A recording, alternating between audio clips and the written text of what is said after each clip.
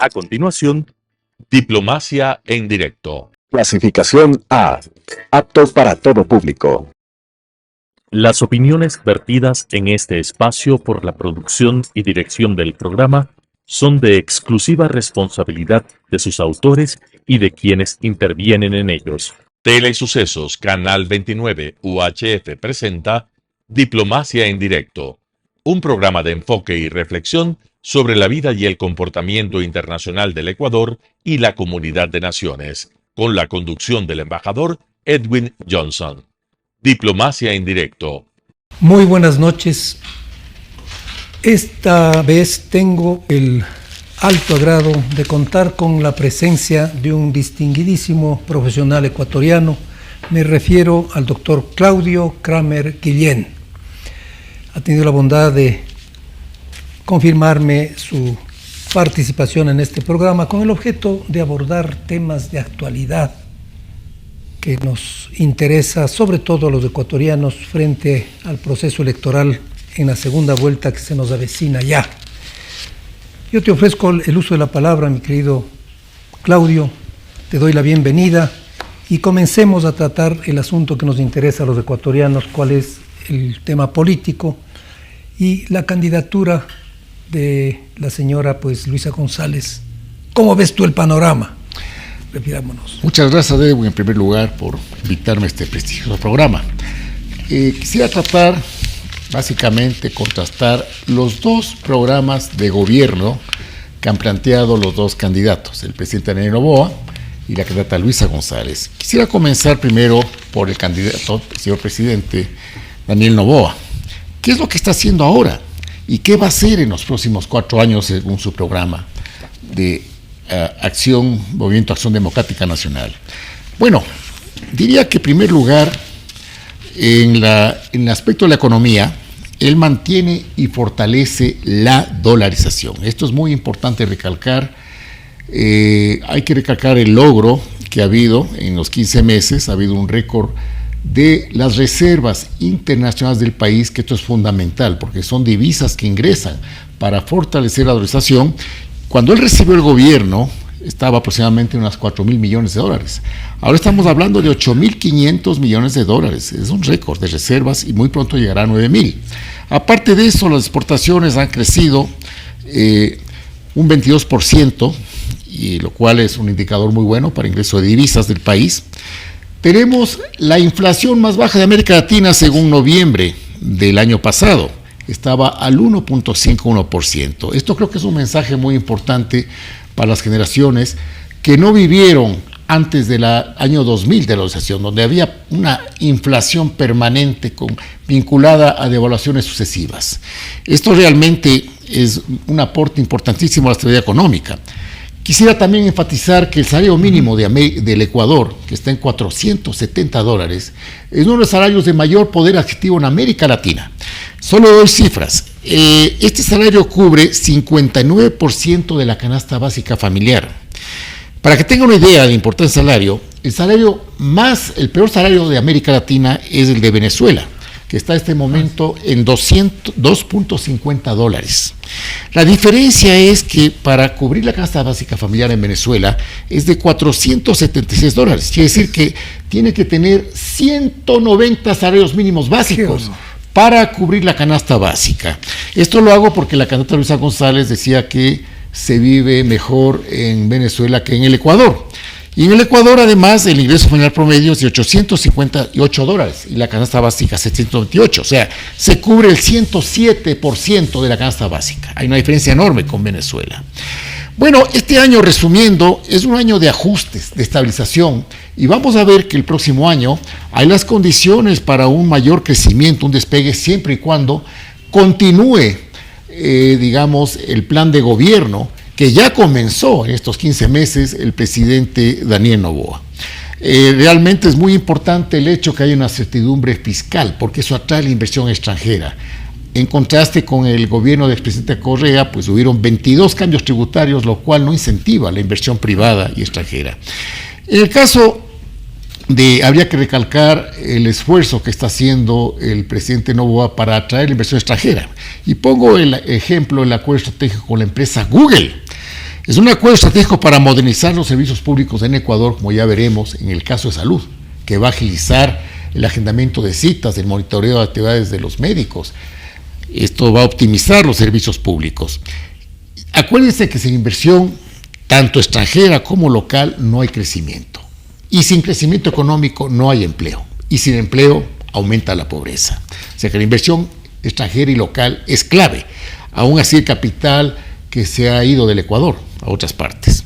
Hay que recalcar también que el Ecuador es un país muy pequeño y siendo tan pequeño tiene que incorporarse a una economía globalizada, tiene que ir a exportar a mercados más amplios y estamos viendo que se está negociando un tratado de libre comercio con Canadá, con Corea del Sur, que esto va a ser muy importante para el país. También quisiera acentuar el riesgo país. Ha caído. Cuando él recibió el gobierno estaba en 1925 puntos, ahora está en enero del 2025 en 1045 puntos. ¿Cuál es la importancia de esto? Es muy simple. El riesgo país es una señal para el costo del crédito externo para el país y esto le facilita al país acceder al crédito externo. Casi ningún país puede, en general, sobre todo en Latinoamérica, vivir sin un crédito externo, es importante. Entonces, si el riesgo país es más alto, se encarece el crédito externo y la posibilidad de una deuda externa. Y él ha logrado esto. En lo social, y aquí es muy importante lo que voy a decir, el plan de gobierno de él se autodefine como un movimiento político de centro-izquierda de ámbito nacional. Y sí es un centro-izquierda, y yo me diría que se aproxima a una socialdemocracia moderna, en una economía globalizada, porque estamos viendo que él articula lo económico y lo social, no divorcia la política económica y la social, la articula. Pruebas, me refiero a los hechos, soy historiador y me refiero a los hechos. En lo social, él ha pagado deudas históricas, 3.055 millones, nada menos que al IESTE en 3.022 millones, mientras el gobierno del expresidente Correa había eliminado el 40% del aporte del Estado, dejó un seguro social cuasi quebrado de 11.000 funcionarios, terminó en 39.000 funcionarios. Vemos que a Solca, institución clave para el cáncer, 50 millones, a la Seguridad Social de las Fuerzas Armadas, 28 millones, a los gobiernos autónomos centralizados, 820 millones, a las clínicas de diálisis, 62, a los profesores comunitarios y a los proveedores del Estado para activar la economía, les pagó 3.389 millones de deudas heredadas. O sea, fíjense cómo aquí demuestra su preocupación por lo social. Y esto no para ahí, porque estamos viendo que lucha contra la corrupción en salud. Se bajaron las derivaciones. Las derivaciones son cuando el Estado envía sus pacientes a clínicas privadas y las clínicas privadas muchas veces ha habido pues facturas sobredimensionadas, se prestó a cierta corrupción. Él recibió con más de 1.000 millones de deudas con los derivados, pues él ha reducido, todo esto se está controlando y con Google justamente mecanismos para agilizar esta atención a su salud. Ha otorgado 116.000 becas, de las cuales 84.000 son para mujeres, y lo acusan de violencia de género. Esto quería enfatizar, está preocupándose por grupos vulnerables cuando son mujeres jefes de un solo, como únicas jefes de hogar. Programas de jóvenes de acción, preocupado por el empleo. 80.000 jóvenes reciben contribución económica al tiempo que se van a capacitar en áreas específicas y requeridas por el Ecuador. En la seguridad, ya es de conocimiento público que esto es de herencia del periodo del expresidente de Correa, donde se dieron facilidades para, lamentablemente, la incorporación del narcotráfico, crimen organizado. Bueno, el presidente Noboa toma una decisión muy original y determinante que da también muestra de su carácter y según un proceso toma decisiones tanto técnico como con mucho coraje y declara terroristas en 2004 a toda esta explosión de narcotráfico, de crimen organizado, y fue un ejemplo tanto que el presidente Trump al inicio de su gestión hizo lo mismo con declarar terrorista a algunos cárteles de México y al Tren de Aragua. En este momento está haciendo una contraofensiva y vamos a ver que va a recuperar presencia de bases militares, entiendo que está tramitando eso con el Congreso, y va a recibir cooperación internacional con Estados Unidos e Italia, que tiene una larga historia en tratamiento con la mafia, así que realmente hay adelantos y cooperación muy importante en este aspecto. Y hay que ver que en la política exterior, muy acertada, ha retornado a vincularse con Estados Unidos y la Unión Europea. Se está vinculando con las democracias y no al bloque autoritario de países que fue en el tiempo del expresidente Correa, caso de Rusia, Turquía, etcétera. El sector energético, pues después de estos apagones, porque hay que decir que realmente en estos 15 meses, ¿qué no le ha sucedido calamidades al presidente Noboa? Comenzó con una explosión de criminalidad, de narcotráfico, crisis económica, los apagones, lamentablemente el 70% del país depende de la energía hidroeléctrica, y dependíamos si llovía o no llovía, pues ahora él está haciendo un esfuerzo por diversificar esas fuentes de energía, hasta de geotérmicas. Inclusive en el balance de intercambios con Perú y Colombia hay excedentes, este rato está en el balance contribuyendo a la energía de Colombia y Perú, a ese extremo ha llegado. Entonces, vemos que realmente aquí hay un estadista modernizante joven que está dando soluciones. Yo me atrevería a decir que el modelo, digamos, de centro-izquierda, reformista, moderno, que se aproxima a una socialdemocracia de avanzada, nos lleva como referencia a estos países pequeños que tienen democracias con alto desarrollo social, como son el caso de Uruguay y Costa Rica. Podremos tener diferencias históricas, pero es un referente en el caso latinoamericano y vamos con el presidente Noboa como el desarrollo que se va con referencia a estos dos países. Con estos resultados, él ha demostrado que cumple con un plan que lo va a continuar, ¿no? Esto es importantísimo. Y quisiera recalcar algo de la persona de Daniel Noboa. Daniel Noboa, así como emulan el expresidente Correa, el expresidente Chávez, emularon a Bolívar, yo diría que el presidente Noboa tiene, yo diría, una dimensión que lo acerca a Bolívar en su persona y en sus virtudes. Y voy a decir cuáles son. Así como Bolívar, Simón Bolívar, acuérdense que Simón Bolívar era una de las primeras fortunas de Venezuela en su momento y dedicó toda su vida a la causa de liberación de 6 países. En el caso de Noboa, así como Bolívar, no tiene necesidades económicas para caer en la corrupción porque es millonario. No tiene odio de clases, ni es discriminatorio con los indígenas ni los pobres, todo lo contrario. Hay su apertura. Él sacrifica su vida familiar, él podría vivir en cualquier parte del mundo de sus rentas, sin embargo, pone en peligro su vida y la de su familia todos los días por servir a su país y a su gente. Eso demuestra un verdadero amor. Además, su vida es muy coherente. Él estudió 3 maestrías muy exigentes en las mejores universidades de Estados Unidos. Allá una maestría exige 60 horas semanales de dedicación. Él no iba a hacer un esfuerzo tan grande intelectual, de gasto, energía, si no está alineado con su país. Maestría en negocios, maestría en acción pública en Harvard y una maestría en comunicación política y gobernabilidad en la Universidad de George Washington. Bien, yo quisiera ahora, veamos la otra candidata. La candidata Luisa González por parte del movimiento de la Revolución Ciudadana y Reto, lista 533.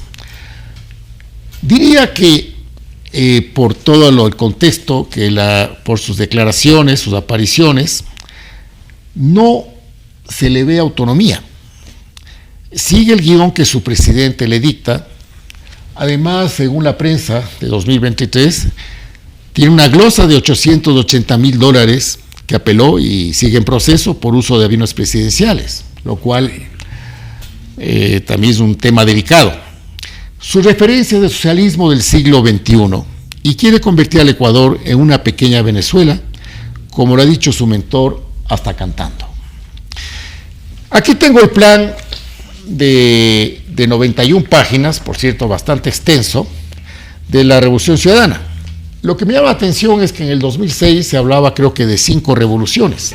Ahora el plan ha cambiado y el plan está hablando de 12 términos, pero todo es justicia. Y 9 términos de justicia. Yo quisiera hacer un énfasis porque aquí sí vale recordar la historia. Comienza con la primera, dice justicia para el buen vivir. Y yo me pregunto, ¿cómo se puede vivir en un país que el gobierno del presidente Correa dejó endeudado, un Estado quebrado y con gran desempleo para la juventud? Segundo lugar, habla de justicia para alcanzar la paz, la seguridad y el orden. Pero resulta que se heredó toda una presencia del narcotráfico y crimen organizado, donde facilitó ciertas condiciones para que este crimen organizado, este narcotráfico, se incorporara en el país a través de la eliminación de la base de Manta, el caso de desmantelamiento de inteligencia militar y policial, el caso de 16.000 desapariciones en el país, en fin, varios elementos que posibilitaron la venida de muchos migrantes con una especie de ciudadanía universal. Se habla de justicia para el bienestar económico, igualdad de oportunidades. Bueno, ¿qué hay de decenas de miles de estudiantes que no pudieron entrar a las universidades? En ese entonces se dio una primacía a las universidades. Justicia ética y transparente en la lucha contra la corrupción. Bueno, el actual expresidente Rafael Correa es prófugo de la justicia ecuatoriana, tiene prohibición de la visa para entrar a Estados Unidos, su vicepresidente está preso y medio gabinete prófugo. Quinto lugar, habla de justicia democrática, participativa y deliberativa. Aquí me pregunto, ¿dónde están los 8.000 denuncias sin investigar de violencia y persecución del gobierno del expresidente Rafael Correa? El caso de tortura a estudiantes de Colegio Mejía. En fin, estamos hablando de la ley Mordaza a la prensa. Se habla de justicia para reconocer y valorar la diversidad plurinacional e intercultural. ¿Y qué pasa en el maltrato a los indígenas? Ahora que va a haber una reunión de la CONAIE en Quito pasado mañana. Justicia ecológica y transición energética para un futuro sostenible. Bueno, ¿qué hay del caso Palo Azul Chevron, de Petrochina? ¿Qué pasa con la Alfina del Pacífico, donde se gastaron más de 1.600 millones para aplanar el terreno? ¿Qué pasa con la Coca-Cola Sinclair? Que esto va a influir en la crisis energética, donde hubieron, para causar los apagones, hubieron más de 4.000 fisuras en la construcción de la famosa presa. Se habla de justicia internacional sobre la integración, pero yo me pregunto, ¿qué pasa con el caso Narcovalija, con la valija diplomática que había tenido drogas? Se habla de justicia para el desarrollo del conocimiento. ¿Qué pasa con el caso Yachay? Entonces, y luego habla justicia para la construcción de una sociedad de respeto y valor intergeneracional. Yo me pregunto acá, ¿qué pasa con los jubilados? Quedó cuasi quebrado el seguro social, el IES, de 11.000 funcionarios que recibió el gobierno del expresidente correísta, dejó con 39.000. Se eliminó el 40% del aporte del Estado a la seguridad social. O sea, realmente es un tema muy importante. Quisiera ir finalizando en lo siguiente, con la siguiente pregunta. ¿Qué no puede hacer la candidata Luisa González que sí puede hacer el presidente Daniel Noboa? Primero, mantener la dolarización, con eso la estabilidad económica del país. Segundo, atraer inversión extranjera y capital local fugado para generar inversión y empleo. Tercero, conseguir apoyo internacional para la lucha contra el narcotráfico internacional y el crimen organizado. Cuarto, no podrá bajar el riesgo país que encarecería el crédito externo. Quinto, debilitaría la relación con Estados Unidos y su consiguiente apoyo. Bueno, quisiera ir concluyendo este programa diciendo que tenemos que elegir en esta elección la diferencia entre la democracia y la dictadura. La democracia, que es un referente Uruguay y Costa Rica, o la dictadura, que son referentes de 66 años del caso de Cuba, 26 años del caso de Nicaragua y 26 años del caso de Venezuela. La mayoría del pueblo ecuatoriano quiere libertad y democracia.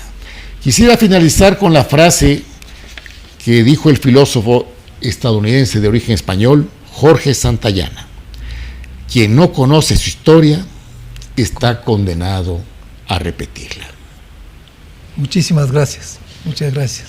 Muchas gracias, Edwin, con por el ofrecimiento esta de invitación. que podemos y deberíamos continuar con mucho gusto. Esta información que nos has proporcionado, que es muy importante que conozca la ciudadanía previo a la segunda vuelta electoral. Muchas gracias, Edwin. Encantado. Las opiniones vertidas en este espacio por la producción y dirección del programa son de exclusiva responsabilidad de sus autores y de quienes intervienen en ellos.